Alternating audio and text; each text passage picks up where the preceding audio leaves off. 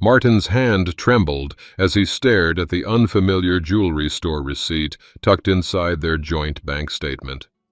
40 years of marriage, and now this.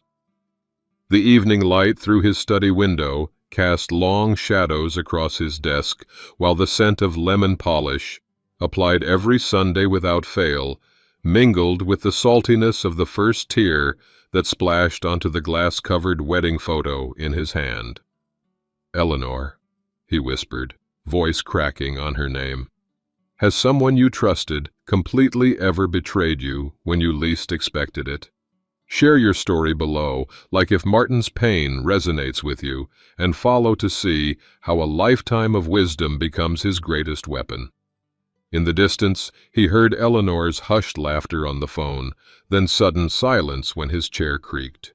He carefully wiped away the evidence of his pain with a monogrammed handkerchief, a gift from their 25th anniversary, and straightened his shoulders. As a forensic accountant for 4 decades, he knew that numbers never lied, even when people did. And these numbers told a devastating story of deception that was only beginning to unfold. Martin settled into his leather chair, the familiar creak welcoming him as he switched on the desk lamp. Its warm glow illuminated his meticulously organized study, a sanctuary built over 40 years of marriage and a successful career as a forensic accountant. He reached for the stack of mail he'd brought from the kitchen, inhaling the lingering scent of lemon polish he applied every Sunday without fail. The household accounts were his domain, a routine he maintained even in retirement. His fingers, still steady despite his 68 years, sorted through the envelopes until he paused at their joint bank statement. Something felt off. He slipped on his reading glasses and carefully opened it. At first, the numbers aligned with his mental ledger: mortgage payment, utilities, groceries. Then his eye caught it, a withdrawal for $3,500 that Eleanor had explained was for inventory at her boutique. Below it, slipped between the statement pages, was a receipt from Donovan's Jewelry, a store he'd never heard of, dated 3 days after their anniversary had passed without acknowledgement. Not for the boutique. Martin's stomach tightened as his mind, trained by decades of following financial discrepancies, began connecting dots he didn't want to see. His gaze drifted to the silver-framed wedding photo on his desk. Eleanor's smile, radiant against the backdrop of autumn leaves, had once been his anchor. His thumb traced the outline of her face behind the glass. The first tear formed slowly, hanging on his lower lash, before falling onto the photo frame with a silent splash. His breath caught in his throat as memories flooded back. Eleanor's laughter on their honeymoon, her hand in his at their daughter Lisa's birth, quiet evenings planning their future. 40 years of shared history suddenly called into question by a single unexplained transaction. From down the hall came Eleanor's voice, hushed and animated as she spoke on the phone. When his chair creaked as he shifted weight, her tone immediately changed, followed by a telling silence. "Martin, are you in your study?" she called out, voice artificially bright. "Just checking the accounts," he answered, surprised by the steadiness in his voice despite the tremor in his hand. "Don't stay up too late, dear." Martin carefully removed his glasses, folding them with deliberate precision beside the statement. Another tear escaped, which he caught with the monogrammed handkerchief from his pocket. Eleanor's gift on their 25th anniversary. The irony wasn't lost on him. With forensic attention to detail, he noticed something else, a smudge on the jewelry receipt where the salesperson's signature should be. The same kind of smudge he'd seen hundreds of times in his career when documents had been altered. His professional instincts, dormant but not forgotten, stirred to life. The grandfather clock in the hallway ticked steadily, marking time in a home that suddenly felt like unfamiliar territory. As Martin carefully tucked the statement and receipt into his desk drawer, a soft knock on the front door broke the silence. Who would visit at this hour? Martin's hand froze on the desk drawer. The knock came again, more insistent this time. He quickly wiped away any trace of tears with his handkerchief and tucked it back into his pocket before rising from his chair. The floorboards creaked beneath his slippers as he made his way through the dimly lit hallway. Opening the front door revealed Roy Winters, his 71-year-old neighbor from across the street, holding a covered dish. "Evening, Martin." Martha sent over some of her apple cobbler. "Said you mentioned last week how much you missed it." Roy's weathered face creased into a smile that faded as he studied Martin's expression. "Everything all right? You look like you've seen a ghost." "Just tired, Roy. Please thank Martha for me." Martin accepted the dish with a forced smile, hoping the porch light wasn't bright enough to reveal his reddened eyes. After Roy departed with a concerned backward glance, Martin returned to his study, placing the untouched cobbler on a side table. He settled back into his chair, the earlier discovery still churning in his mind. Pulling out his laptop, he attempted to log into their joint banking account, something he hadn't done in months since Eleanor had taken over managing the online passwords to simplify things. "Access denied" flashed on the screen after his third attempt. Password changed. When? Martin's jaw tightened. He tried their investment account with the same result. A cold certainty began replacing his initial shock. This wasn't coincidence. It was coordination. He opened the desk drawer again, removing the bank statement and jewelry receipt. The numbers swam before his eyes. Not from tears this time, but from rising anger. As a forensic accountant, he'd spent decades tracking financial deceptions. He'd just never expected to use those skills in his own home, investigating his own wife. From upstairs came the sound of the shower running. Eleanor would be occupied for at least 15 minutes. Martin moved quietly to the kitchen where her purse sat on the counter. The old Martin, trusting, devoted husband of 40 years, would never have considered looking through it. That Martin had died with the discovery of the jewelry receipt. Inside her purse, tucked into a side pocket, he found her planner. Flipping through the pages, his fingers stopped at the coming Sunday. Written in Eleanor's elegant script was a notation: "Family meeting, M." His stomach dropped. His daughter Lisa had been unusually distant lately, canceling their standing lunch date twice in a row. The last time they spoke, she'd sounded strained, making vague references to helping Mom with some things. They're planning something, together. The shower stopped. Martin quickly returned the planner to its place and made it back to his study just as Eleanor's footsteps moved across their bedroom floor above. He sat down heavily, the leather chair's protest seeming to echo his own internal distress. On the computer screen, his email inbox showed a message from Lisa sent 3 days ago that he hadn't opened yet. "Dad, can we talk? There are some concerns about..." The preview text ended there. He clicked to open it, but a notification appeared. The message had been deleted by the sender. The calendar on his desk showed another notation in his own handwriting: "Lisa, lunch tomorrow, 1 p.m. He'd made the reservation at their usual cafe a week ago, hoping to understand her sudden coolness. Now the pieces were starting to align in a pattern he recognized all too well from his professional life, the pattern of coordinated deception. Martin closed his eyes, fighting the burning sensation of more tears threatening to form. When he opened them again, his gaze was drawn to the family photo on the bookshelf: Eleanor, Lisa, and himself at Lisa's law school graduation. The three of them smiling, arms linked, a perfect family moment captured in time. He stood up and turned the frame face down. From the hallway came Eleanor's voice, artificially cheerful. "Martin, I'm making some tea. Would you like a cup?" "No," he answered, surprised by the steadiness in his voice. "I have some things to check before bed."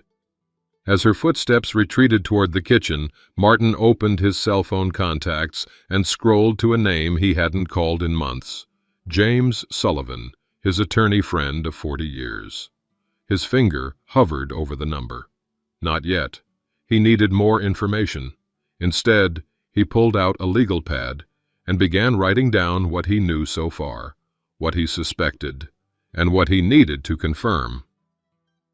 By the time Eleanor called goodnight from the bedroom doorway, the initial shock had crystallized into something else entirely, a strategic determination that would have been familiar to anyone who had ever faced him in a courtroom. The night ahead would be sleepless, but productive. Tomorrow would bring answers, one way or another. Chapter 3: The Gathering Storm. Martin woke before dawn, though woke implied he'd slept. In truth, he'd merely drifted between vigilance and exhaustion, his mind cataloging suspicious moments from recent months that he'd dismissed at the time. Eleanor's side of the bed remained undisturbed. She'd claimed a headache and slept in the guest room, a happening that had become increasingly common. The house was silent as he slipped downstairs in the gray pre-morning light. Saturday had always begun with their ritual breakfast together, 40 years of coffee and conversation, planning weekend projects or visits with Lisa. Today, the kitchen stood empty, the coffee maker untouched. On the counter sat Eleanor's note. "Meeting with Marianne about boutique issues. Back by noon. Don't wait on breakfast. E." Her sister, Marianne, had never shown interest in the boutique before. Another piece, falling into a pattern he didn't want to see. Martin made a single cup of coffee and carried it through the quiet house, checking rooms with new, suspicious eyes. In the formal living room, a space they used only for holidays and special occasions, he paused. The furniture had been subtly rearranged. The armchairs and sofa now formed a loose circle, as if prepared for a gathering, a meeting, not subtle enough, Eleanor. His professional instincts hummed with recognition. How many times had he seen this preparation for an intervention in cases involving elderly financial exploitation? The staged concern, the family gathering, the careful positioning to make the target feel surrounded. Martin's coffee turned bitter in his mouth. He set the cup down on a side table and continued his inspection, moving upstairs to their bedroom. Eleanor's closet yielded nothing unusual, but the drawer of her nightstand was slightly ajar. He hesitated only briefly before pulling it open. Beneath a novel lay a glossy brochure, Suncrest Senior Living Options. Several pages were dog-eared, including one for a memory care wing. Martin's hands began to tremble, not with sadness this time, but with a cold, clarifying anger. He carried the brochure to the garden bench, his favorite thinking spot where roses he'd tended for decades now bloomed in the early morning light. The wooden slats, weathered and familiar beneath him, had supported him through career decisions, parenting challenges, retirement planning, all discussed with Eleanor at his side. Now he sat alone, reading about how Suncrest offered compassionate solutions for families concerned about a loved one's ability to manage independently. Memory care. Cognitive decline. Inability to manage finances. The narrative Eleanor was constructing became crystal clear. Martin's jaw tightened as he recalled her recent comments, so carefully casual. "You forgot to pay the water bill last month, remember?" He hadn't forgotten. She had insisted on handling it. "You seem confused about the boutique finances, dear." He wasn't confused. She was being evasive. From inside the house came the faint sound of Eleanor's voice. She must have returned early. Martin strained to hear. Yes, everyone's confirmed for 3 o'clock. No, he doesn't suspect anything. After today, the accounts won't be an issue anymore. A breath caught in his throat, turning almost to a sob before he controlled it. He had faced corporate fraud, embezzlement schemes, and complex financial deceptions throughout his career, but nothing had prepared him for the clinical precision of his wife's betrayal. Martin carefully refolded the brochure. As he stood to return it to her nightstand before she discovered his search, a memory surfaced, Roy's words from weeks ago over their chess game. Martha's cousin lost everything when his wife convinced everyone he couldn't manage his affairs anymore. Nasty business, these gray divorces. At the time, Martin had murmured sympathetic platitudes. Now Roy's story took on the quality of warning. The garden gate creaked as a neighbor waved from the sidewalk. Martin raised his hand automatically, swallowing his distress behind a practiced smile. 40 years in courtrooms and deposition rooms had taught him the value of an unreadable expression.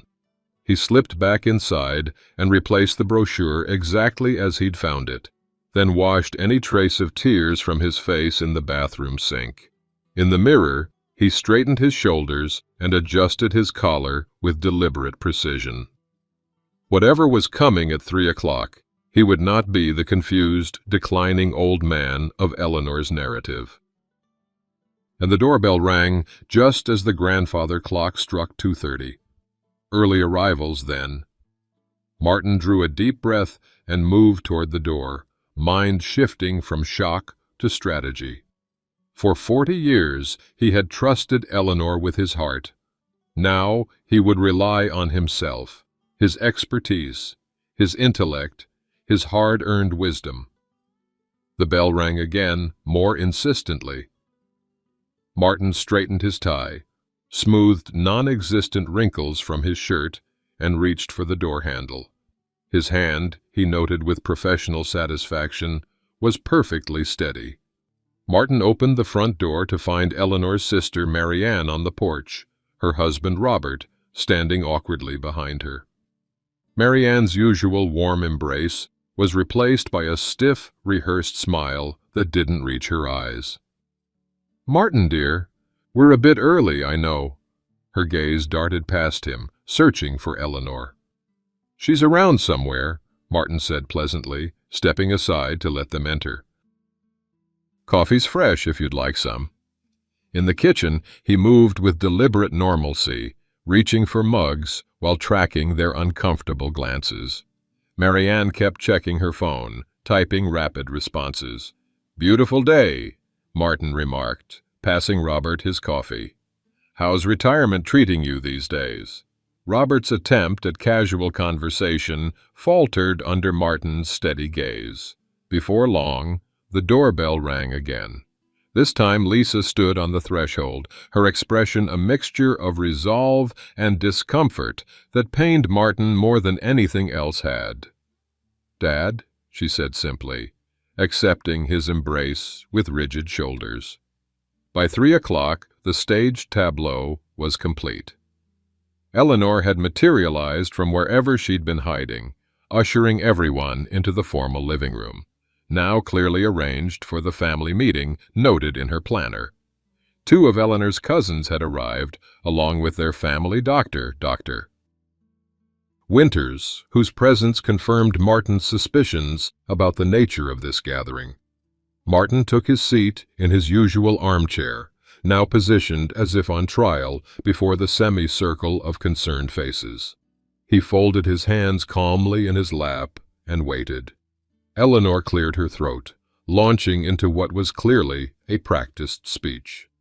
"Martin, we've asked everyone here today because we care about you deeply." Her voice carried the artificial warmth of a rehearsed performance. "There's no easy way to say this, but I've decided to file for divorce."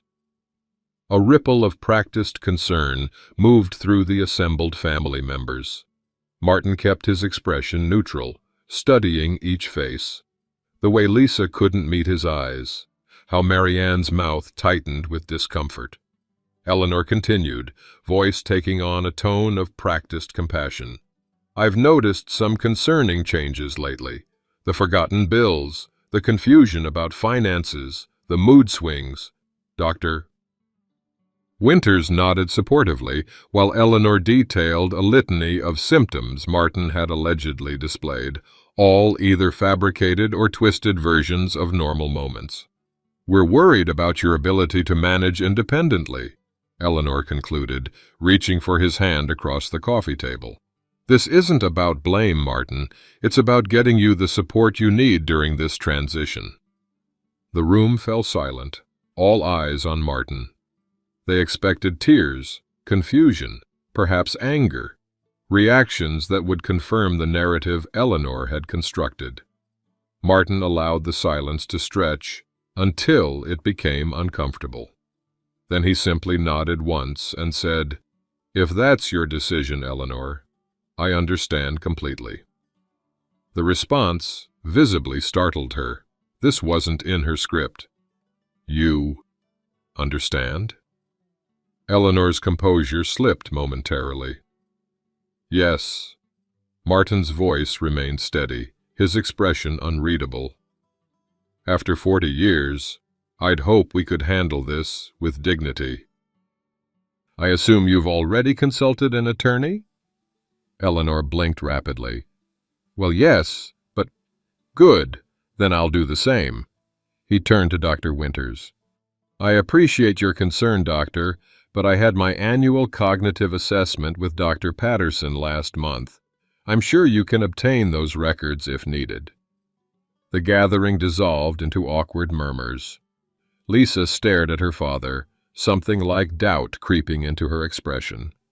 Marianne shifted uncomfortably on the sofa. "Perhaps we should all take some time to process," Martin suggested, standing smoothly. "I believe I'll take a walk."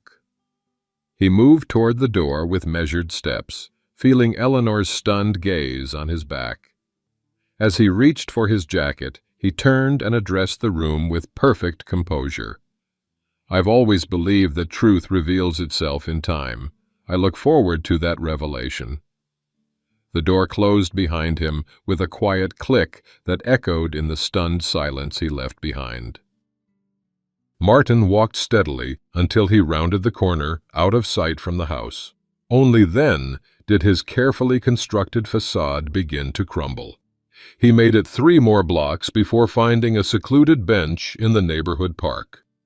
There, alone with no witnesses, Martin Hargrove, respected forensic accountant, devoted husband of 40 years, father who had never once cried in front of his daughter, finally allowed himself to break down completely. His shoulders shook with silent, heaving sobs that tore through his chest. Rage, betrayal, and grief crashed over him in waves. His hand struck the bench once in a rare physical expression of the violence of his emotions. But even as the tears flowed, his mind, the precise, analytical instrument that had built his career, began to work. By the time he had exhausted his tears, the initial shock had crystallized into cold determination. Martin wiped his face with his handkerchief, drew several deep breaths, and pulled out his phone. His hand was perfectly steady as he dialed. "James, it's Martin Hargrove.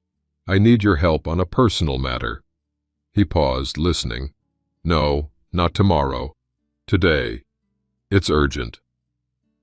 As darkness began to fall, Martin returned to his empty house. Everyone had gone, including Eleanor, who had left a note about staying with Marianne for a few days to give you space. Space was exactly what he needed, but not for the reason she imagined. Martin locked the door to his study and powered up his laptop. Before Eleanor returned, he would need to understand exactly what he was facing. His decades of professional experience had taught him that financial trails told stories that people tried to hide. and he intended to uncover every chapter of Eleanor's deception, no matter how painful the reading might be. The cafe where Martin and Lisa had shared lunch every month for years felt different today, colder somehow, despite the sunshine streaming through the windows. Martin arrived 15 minutes early, selecting their usual corner table with its view of the small courtyard. He ordered coffee for two and waited, watching the door with a composure that masked his inner turmoil. When Lisa finally entered, her hesitation was visible. A momentary pause as she spotted him, a tightening around her eyes. She'd always been terrible at hiding her emotions, even as a child. He'd found it endearing then.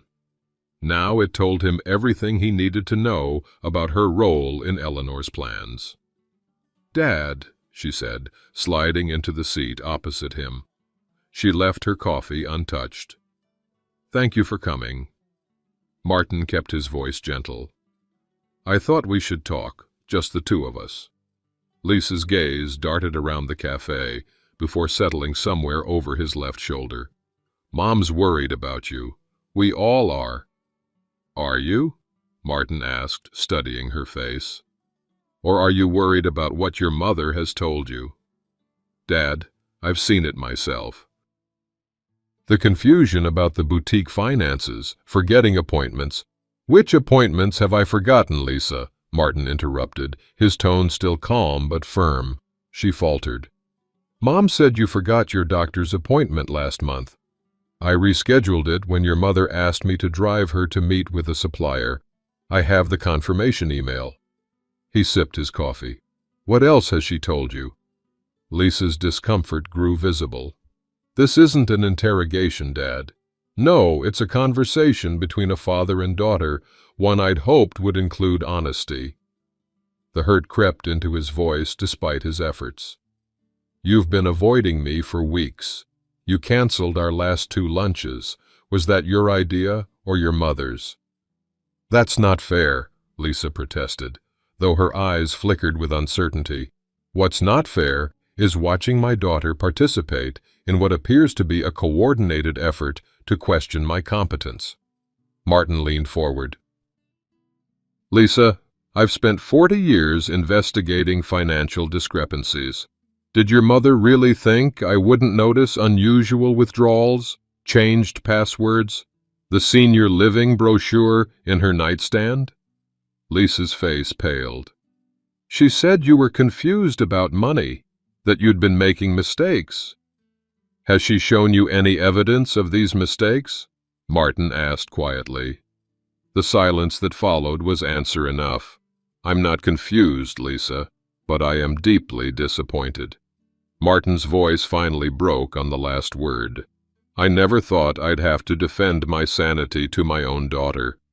Lisa's chair scraped loudly against the floor as she stood. "I can't do this. You're twisting everything around." "Am I? Or is that what you've been told to expect from me?" Martin remained seated, looking up at his daughter's conflicted face. "All I'm asking is that you consider the possibility that your mother's narrative isn't the complete truth." "Mom would never—" Lisa stopped, uncertainty clouding her face. "Wouldn't she? The woman who's been siphoning funds from our accounts, who's changed all our passwords, who staged a family intervention to announce a divorce while simultaneously suggesting I'm mentally declining." Martin kept his voice low, but the pain was evident. "The evidence exists, Lisa. When you're ready to see it, call me." She hesitated, conflict visible in her expression, then turned and walked quickly toward the door, leaving her untouched coffee behind. Martin sat alone, feeling the curious glances from nearby patrons who had witnessed the tense exchange. The empty chair across from him seemed to mock his isolation. First his wife, now his daughter, the two people he had trusted most. Rain had begun to fall by the time he walked home, a fitting accompaniment to his darkening thoughts. Inside the house, he headed straight to his study to continue the investigation he'd begun the previous night. The locked drawer where he'd secured copies of their financial records stood open, its contents missing. A cold dread settled in Martin's stomach as he moved quickly through the house, checking other hiding places. His external hard drive with backup files, gone. The folder of account statements he'd hidden behind the reference books, vanished. In their bedroom, Eleanor's closet stood half empty, key pieces of her wardrobe removed. The jewelry box on her dresser lay open, family heirlooms that had belonged to his mother now missing. Martin's hands trembled as he tried to access their joint accounts online again. Not only were the passwords still changed, but the security questions had been altered. His call to the bank confirmed his worst fears. Eleanor had visited in person that morning, exercising her power of attorney to restrict access to their joint accounts, citing concerns about his cognitive state. The financial fortress he had spent decades building was now being used as a prison to contain him. Martin sank onto the bench in their garden, oblivious to the intensifying rain soaking through his clothes. For the first time since discovering Eleanor's betrayal, he felt something worse than anger or grief. He felt defeat. The carefully constructed dignity he had maintained crumbled entirely. His shoulders shook with sobs that tore from somewhere deep inside, the full weight of betrayal finally breaking through his professional composure. He didn't hear the approaching footsteps until a shadow fell across him. Looking up through rain and tears, he saw Roy standing there, holding an umbrella over them both. "Thought I might find you out here," Roy said quietly, settling beside Martin on the bench. "Saw your girl leave the cafe upset. Figured things didn't go well." Martin couldn't summon the strength to maintain pretenses. "She's sided with Eleanor.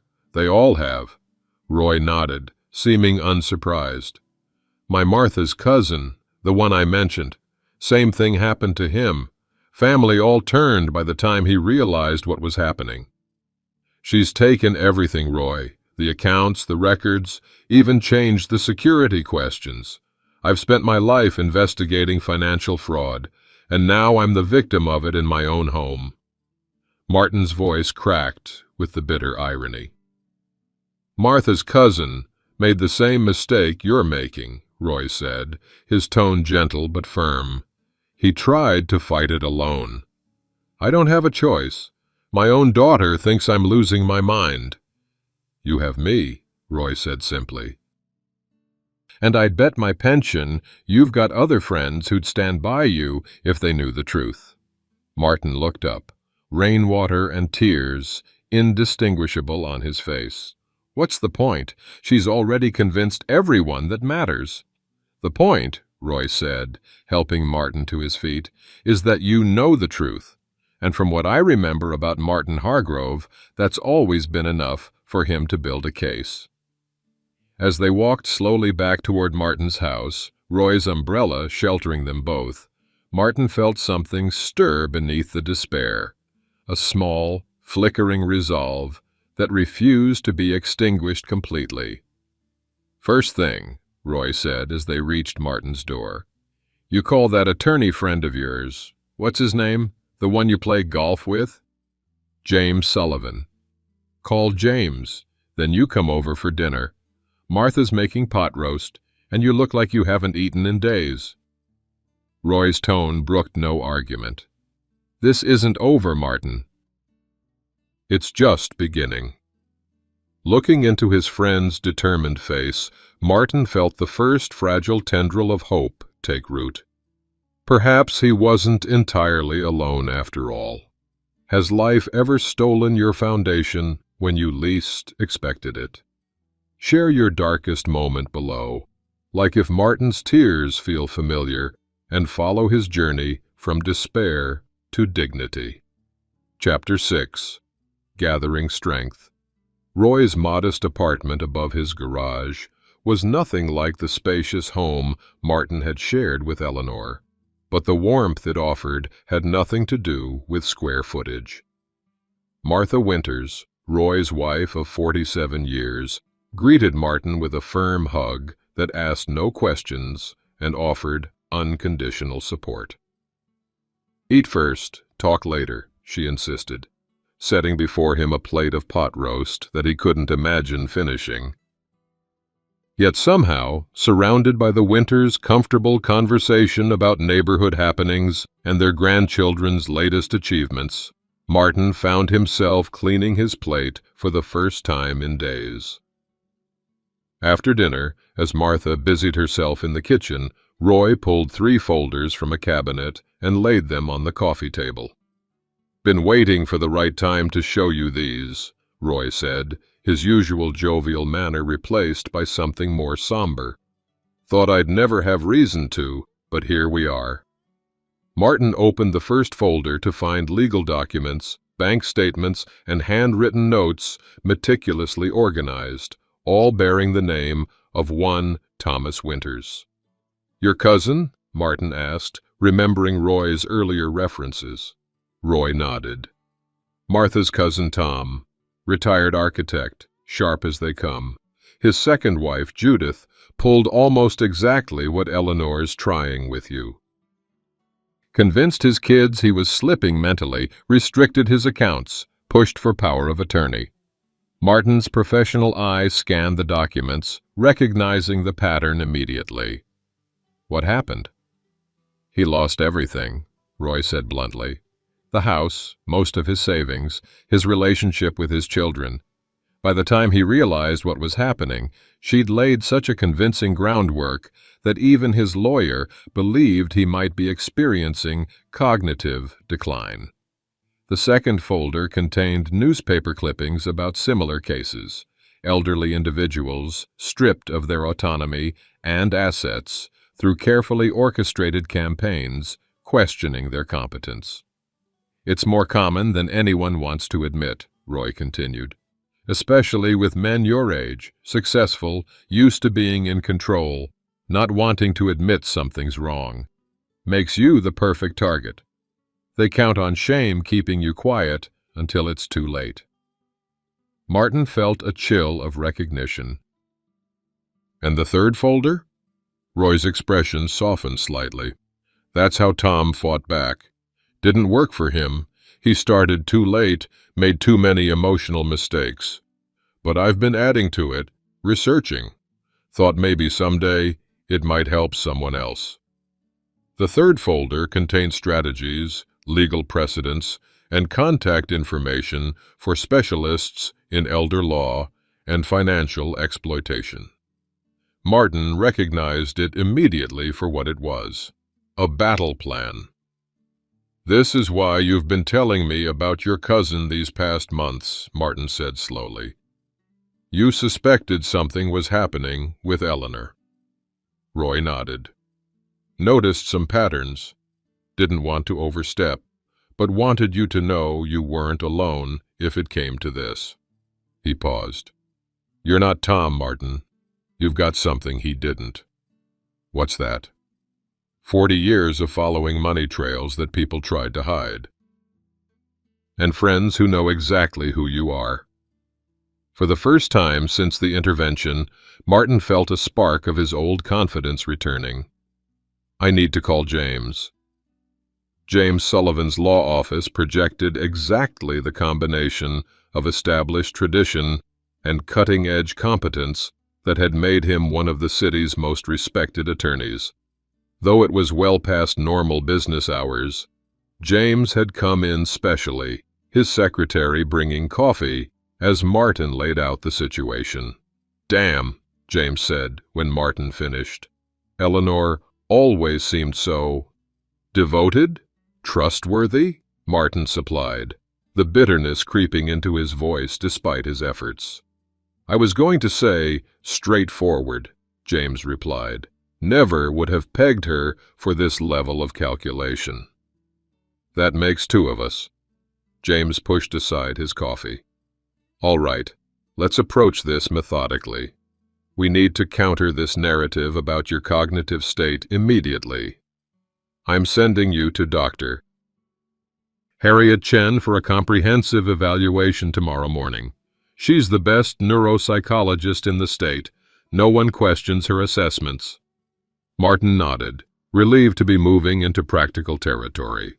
"Next, we need to track the money," James continued. "Eleanor's restricted your access to the accounts, but that works both ways.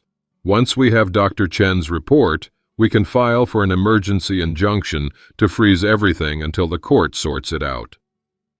"She's already moving assets," Martin said. "The heirlooms from my mother are gone. Document everything that's missing. Photographs, appraisals, if you have them." James made notes. "You mentioned the boutique as a possible front for moving money?" "I've suspected it for months. The numbers never added up to the inventory I saw when I'd visit." James looked up. "Can you still access the cloud storage for the boutique?" Martin paused, considering. "Eleanor changed all our passwords, but—" A realization dawned. "The boutique uses accounting software I set up years ago. The backup goes to a separate cloud account that she probably doesn't even remember exists." James smiled for the first time. "There's the Martin Hargrove I know. Let's see what those records tell us." By midnight, hunched over James's conference room table with takeout containers pushed aside, Martin had reconstructed a damning financial trail. The boutique had been operating at a loss for over a year, yet Eleanor had been withdrawing substantial business expenses that never appeared in the inventory or vendor payments. More disturbing were the transfers to an account belonging to a B. Pierce, regular payments labeled as consulting fees that had increased in both frequency and amount over the past 6 months. "Who's B. Pierce?" James asked, studying the pattern Martin had highlighted. "I don't know yet, but I intend to find out." Martin's voice had regained its professional edge. A knock at the door revealed James's secretary with a stack of documents. "The preliminary asset search you requested, Mr. Sullivan." James spread the papers on the table. "I took the liberty of having my team start looking into Eleanor's financial footprint beyond your joint accounts." Martin scanned the documents, his trained eye quickly spotting the anomalies.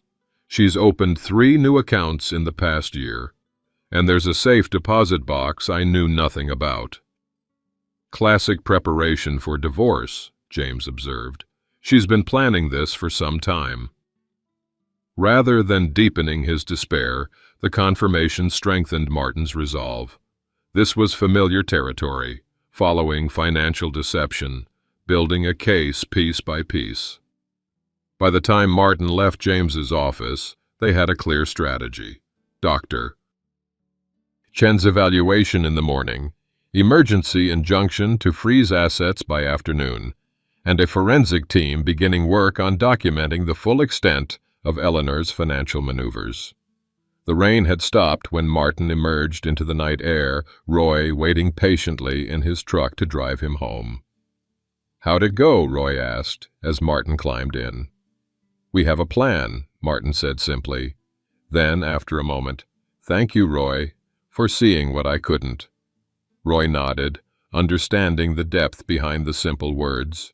What are neighbors for if not to watch out for each other? When they arrived at Martin's house, the windows were dark.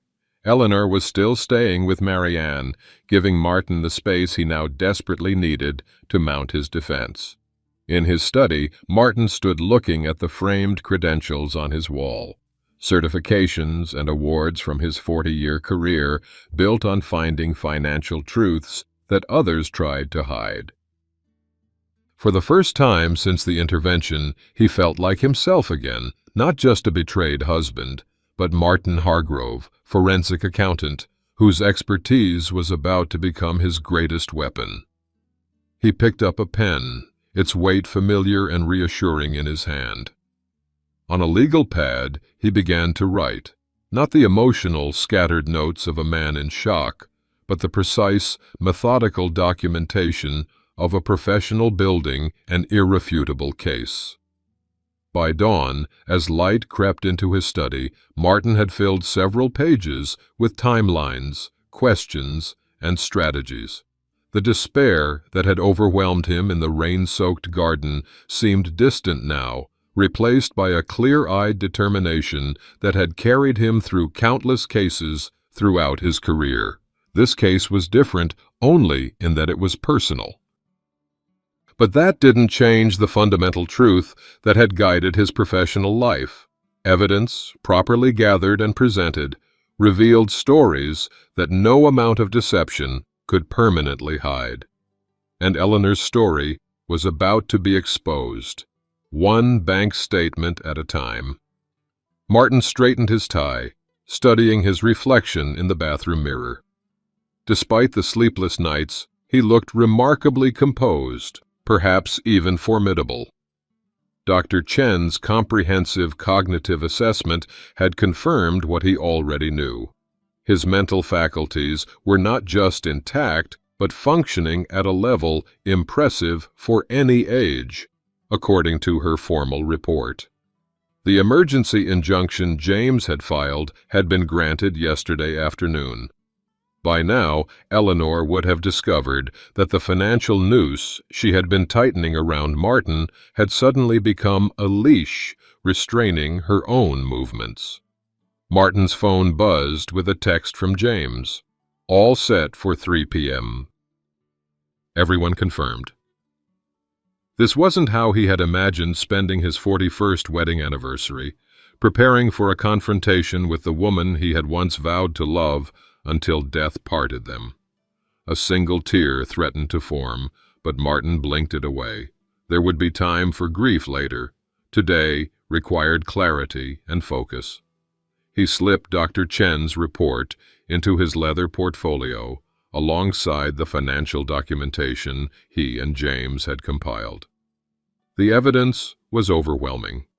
Eleanor's systematic draining of their accounts, the boutique's role as a money laundering operation, and most damning of all, the identity of B. Pierce, Brandon Pierce, a 46-year-old financial consultant with whom Eleanor had been having an affair for at least 9 months.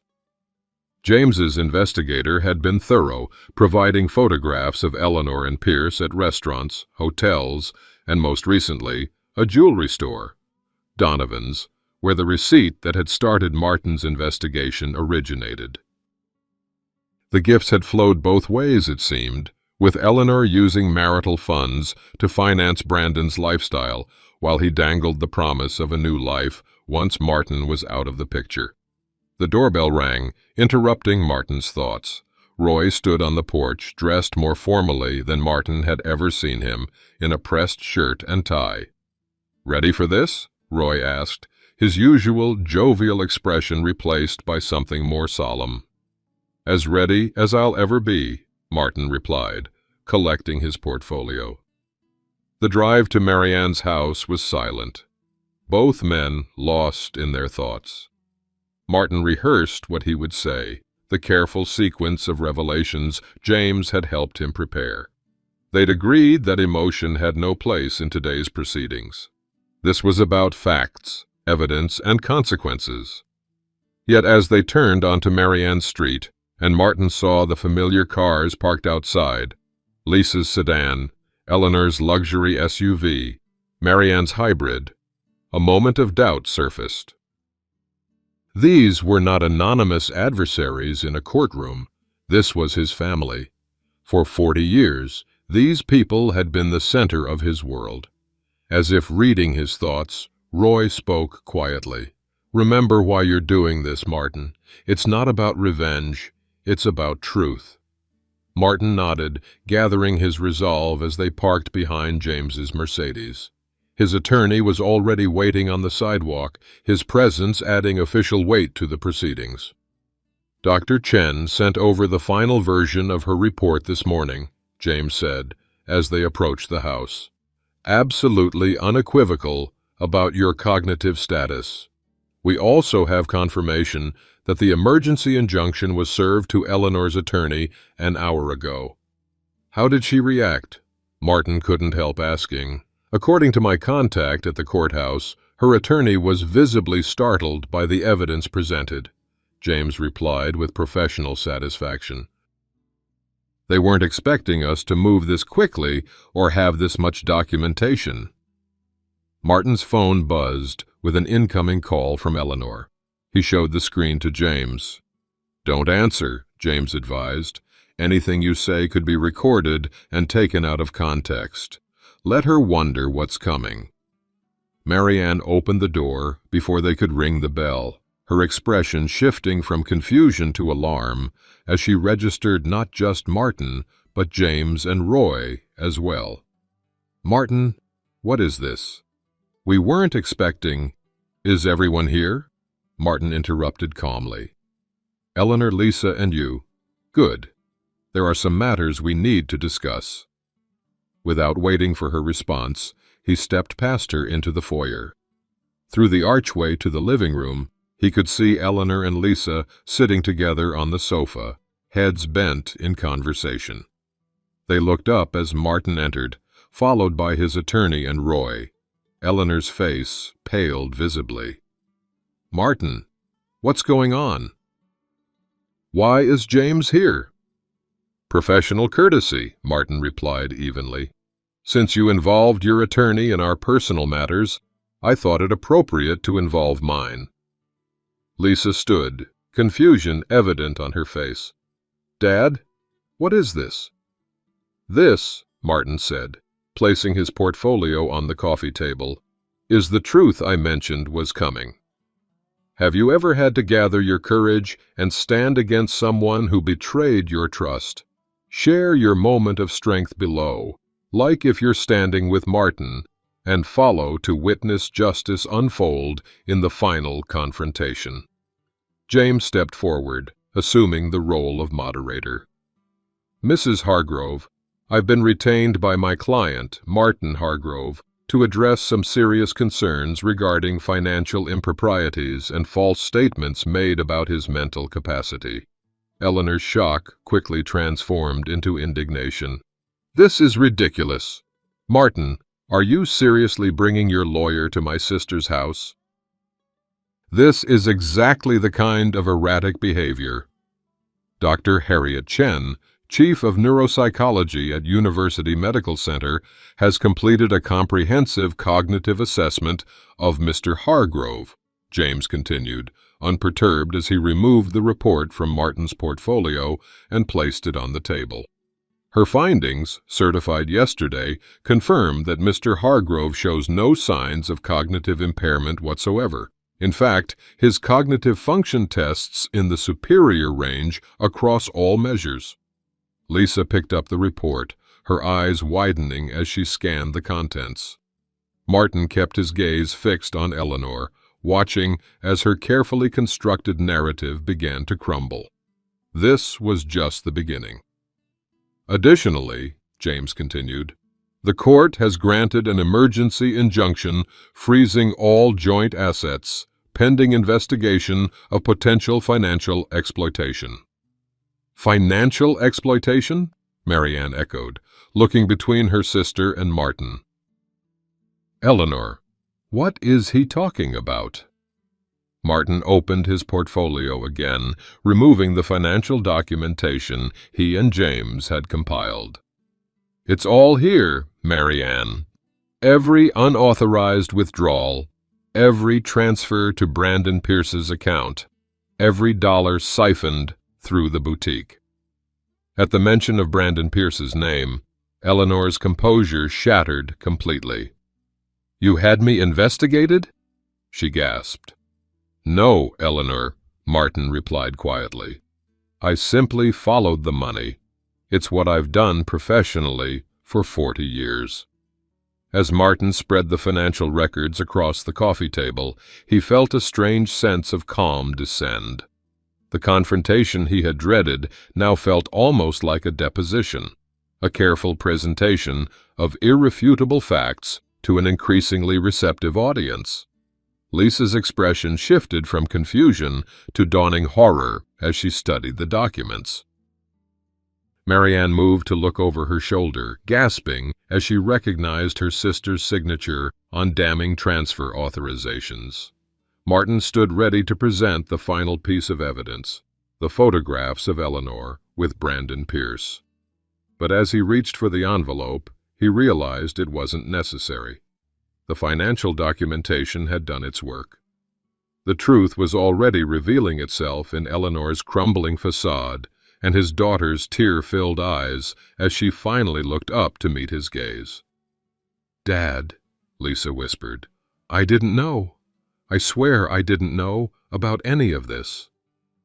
Martin nodded, a tightness in his chest easing slightly at the genuine remorse in his daughter's voice. Perhaps not everything was lost after all. The silence in Marianne's living room stretched like a wire pulled taut, ready to snap. Eleanor remained frozen on the sofa, her carefully constructed facade crumbling visibly as all eyes turned to her. The financial documents spread across the coffee table told a story more damning than any accusation Martin could have made. "There must be some mistake," Marianne finally said, though her voice lacked conviction as she stared at her sister. "There's no mistake," Martin replied quietly. "The numbers don't lie, even when people do." Lisa had moved away from her mother, the documents clutched in her trembling hands. "Mom, you told me Dad was confused about money, that he was making costly errors. You said that's why you needed to protect the accounts." Eleanor's face hardened as she realized the tide had turned. "You wouldn't understand the pressures I've been under. 40 years of marriage to someone who cared more about balance sheets than his wife's happiness." "Is that why you falsified boutique records to hide money transfers?" Martin asked, his voice steady. "Out of unhappiness? Or why you convinced me Dad was experiencing cognitive decline?" Lisa added, anger beginning to replace her shock. "Was that also because you were unhappy?" Eleanor's gaze darted around the room, searching for an ally and finding none. Even Marianne had stepped away, her expression a mixture of disbelief and dawning comprehension. "Brandon understood me," Eleanor said defensively. "He saw me as more than just a retired accountant's wife." "Brandon Pierce has done this before," James interjected, his professional tone cutting through the emotional tension. "My investigator found 3 previous relationships with affluent older women, all following the same pattern: romance, financial consulting, and eventual disappearance once the assets were liquidated." Martin opened a folder containing the investigator's report on Pierce. "He's not even a licensed financial advisor, Eleanor. His last job was selling timeshares in Florida before he was fired for ethical violations." Eleanor's face paled further. "You're lying. Brandon has a thriving consulting business." "A business with no office, no website, and no clients except you," Martin countered. "I checked thoroughly." Lisa had been silently examining the financial records, her legal training allowing her to grasp the implications quickly. "Mom, this isn't just unethical. It's illegal. These transfers, the boutique records, this is fraud." Eleanor stood abruptly, her composure finally shattering completely. "You have no right to judge me. None of you know what it's like to realize you've wasted your life, to wake up one day and find yourself old with nothing to show for it." "Nothing?" Martin's voice finally betrayed emotion. 40 years of marriage, a daughter, a home, financial security that most people only dream of. That's nothing to you?" "It wasn't enough," Eleanor shouted, tears streaming down her face now. "It was never going to be enough." The raw honesty of her outburst silenced the room. This wasn't the calculated deception they had been documenting. This was the wounded cry of someone Martin suddenly realized he had never truly known. Marianne stepped forward, placing herself between her sister and the others. "I think Eleanor needs some time to process all this." She turned to Martin. "What happens now, legally?" James cleared his throat. The emergency injunction freezes all joint assets pending court review. Given the evidence of financial exploitation, Mr. Hargrove will likely be granted exclusive control of the accounts while divorce proceedings move forward. And the other matters? Marianne asked delicately, glancing toward her sister. The false statements about Mr. Hargrove's cognitive state? James's tone hardened slightly. Those could potentially constitute elder abuse under state law. It would be up to Mr. Hargrove whether to pursue criminal charges. Eleanor's head snapped up, fear replacing anger in her expression. Criminal charges? Martin, you wouldn't— I haven't decided, Martin said truthfully. The vindication he felt was tempered by a profound sadness. This woman had been his partner for 4 decades. Despite her betrayal, the thought of seeing her face criminal consequences stirred complicated emotions. Lisa moved to stand beside her father, her earlier confusion now replaced by protective determination. Dad, there's something else you should know. She hesitated, then continued. Mom asked me to testify about your mental decline in the divorce proceedings. She wanted me to tell the court I'd noticed changes in your behavior. Martin felt the impact of this final betrayal like a physical blow. And would you have done it? I don't know, Lisa admitted, tears welling in her eyes. I believed her when she said she was worried about you, but something felt wrong. That's why I kept canceling our lunches. I couldn't face you knowing what she was asking me to do. Martin nodded, understanding his daughter's conflict. Thank you for telling me the truth now. An uncomfortable silence fell, broken only when James cleared his throat. Perhaps we should continue this discussion another time, once everyone has had a chance to process the information presented today. One more thing, Martin said, reaching into his portfolio for a final document. The deed to our house is in my name alone. It was my parents' home, as you know. I inherited it before we married, and while I've always thought of it as ours, legally it remains solely mine. He looked directly at Eleanor. You'll need to find other accommodations. Eleanor's face crumpled. You're putting me out on the street. After 40 years? No, Martin replied evenly. I'm giving you until the end of the month to make arrangements.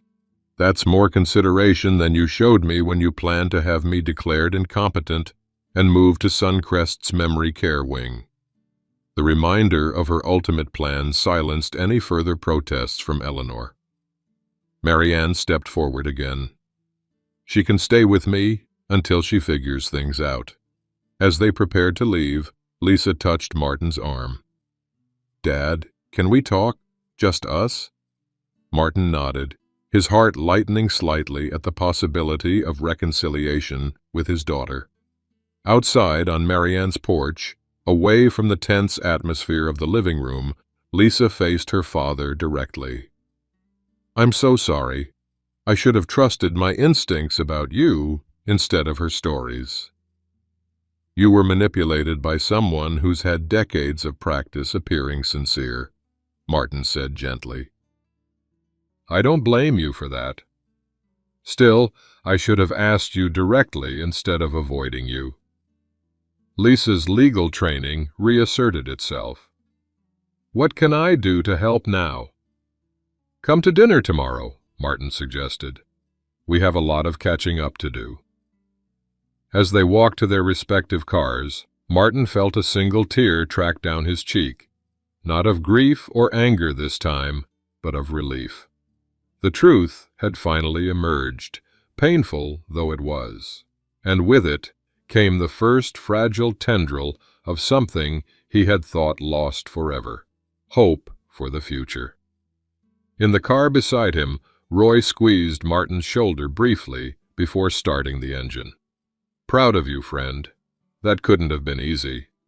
No, Martin agreed, watching through the window as James spoke quietly with Lisa beside her car. But necessary. As they pulled away from Marianne's house, Martin didn't look back at the building where Eleanor remained. Instead, he focused on the road ahead, leading back to the home that had been in his family for generations, the home that would remain his, a foundation upon which to rebuild his life. The confrontation he had dreaded for days was over. The battle, legal, financial, and emotional, was likely just beginning. But for the first time since discovering Eleanor's betrayal, Martin felt equal to the challenge. After all, he had spent his entire career uncovering financial deceptions. It seemed fitting that his professional expertise had ultimately protected him from personal exploitation. Some might call it justice. Martin simply called it truth. And truth, however painful, was always preferable to comforting lies. 6 months passed, with the steady rhythm of seasons changing. Autumn leaves gave way to winter frost, then spring buds, marking time's passage as the legal process wound its way through the courts. Martin stood on his front porch, coffee cup in hand, watching the morning sunlight filter through the oak trees he had planted decades ago. The divorce had been finalized last week, the judgment as decisive as it was fair. Martin retained the family home, full control of his retirement accounts, and substantial restitution for the funds Eleanor had diverted. Eleanor received enough to start over. Martin wasn't vindictive. But the financial security she had tried to steal from him remained firmly in his hands. Brandon Pierce had disappeared long before the court date, vanishing with the last of the cash gifts Eleanor had given him once news of the asset freeze reached him. Martin had felt a grim satisfaction in the investigator's report detailing Pierce's hasty departure from his apartment, leaving Eleanor to face the consequences alone. The boutique had been sold to cover Eleanor's legal fees, its inventory liquidated at a fraction of its claimed value. The grand consulting plans she and Pierce had concocted, supposedly to franchise the boutique concept nationally, existed only in fabricated projections and glossy presentations designed to justify the movement of funds. Eleanor now lived in a small apartment across town, working part-time at a department store. Martin had heard through Marianne that she was adjusting to her new circumstances, a polite way of saying she was struggling with the dramatic downsizing of both her lifestyle and social standing. The friends who had gathered for the intervention had largely drifted away as the truth about her deception emerged. The doorbell interrupted Martin's reflections. Lisa stood on the porch, carrying a dish that smelled suspiciously like her grandmother's apple cobbler recipe. "Thought you might want dessert for later," she said, smiling as Martin took the dish. "I finally managed to get it right, only burned the edges a little this time." Their relationship had healed slowly but steadily over the months. Weekly dinners had become a new tradition, sometimes with her husband joining them, occasionally with Roy and Martha completing their circle. The awkwardness of those first post-confrontation conversations had gradually given way to a deeper, more honest connection than they had shared before. "Come in," Martin said, holding the door. "Coffee's fresh." In the kitchen, brighter now with the new yellow paint Lisa had helped him choose, they settled into comfortable conversation about her work, his volunteer activities, plans for the weekend. Normal family talk that no longer carried the undercurrent of secrets and manipulations that had poisoned the final years of his marriage. "Oh," Lisa said, reaching into her bag, "I brought something else, too." She handed him a business card. "Remember Judge Hamilton from my firm's charity dinner last month? She called me yesterday about this program she's starting." Martin examined the card. Senior Financial Protection Initiative, with the county courthouse logo embossed beneath. "They're looking for volunteers with financial expertise to help educate seniors about exploitation risks and review cases where exploitation is suspected. Lisa explained. "I immediately thought of you." Martin turned the card over thoughtfully. "Teaching others to recognize what I missed myself." "You didn't miss it. You caught it before it was too late," Lisa corrected gently. "That's more than most people in your situation can say." After Lisa left, promising to return Sunday for dinner, Martin carried the business card to his study. The room had transformed in recent months, no longer just a repository of his past career, but a space for his new pursuits. The framed family photos had been rearranged, some removed, others added. Roy and Martha now featured prominently, as did new pictures of Lisa and her husband. One frame remained empty on his desk, waiting for future memories to fill it. Martin picked up his phone and dialed the number on Judge Hamilton's card. As he arranged a meeting to discuss the volunteer program, he felt a sense of purpose that had been missing even before Eleanor's betrayal. Using his expertise to protect others from similar exploitation seemed fitting, a way to transform personal pain into public good. Later that afternoon, Roy arrived for their weekly chess game, now a ritual that both men treasured. As they settled into their chairs on the back porch, the chess pieces arrayed between them, Roy glanced appraisingly at his friend. "You look better," he observed. "More like yourself." Martin nodded, considering his opening move both on the board and in conversation. "I feel more like myself. Or perhaps a new version of myself." "That's how it goes," Roy said, responding to Martin's conventional opening with an unexpected counter. "We keep becoming new versions until the final edition." They played in companionable silence for a while, the familiar click of pieces against the board punctuating their concentration. A soft spring breeze carried the scent of blooming roses from the garden beds Martin had recently restored with Roy's help. "Lisa brought me information about a volunteer opportunity," Martin said eventually, capturing one of Roy's pawns. "Working with seniors at risk of financial exploitation." Roy nodded approvingly. "Seems right up your alley. Your experience, personal and professional." "That's what I thought." Martin paused, watching a pair of cardinals flit through the oak branches. "There's something satisfying about the idea of preventing someone else from going through what I did." "Purpose," Roy said simply. "That's what keeps us going at our age. Having something that matters." After Roy left, promising to bring Martha for Sunday dinner with Lisa, Martin sat alone on the porch swing that had witnessed so many changes in his life. The gentle creaking as it swayed had once symbolized stability and continuity. Now it represented something different, but equally valuable: resilience and renewal. The wedding photo that had prompted his first tears of discovery now rested in a box in the attic, not destroyed in anger, but set aside with deliberate care. 40 years couldn't be erased, shouldn't be forgotten, but needed to be properly placed in the context of a life still unfolding. As twilight softened the garden's edges, Martin allowed himself a moment of quiet reflection.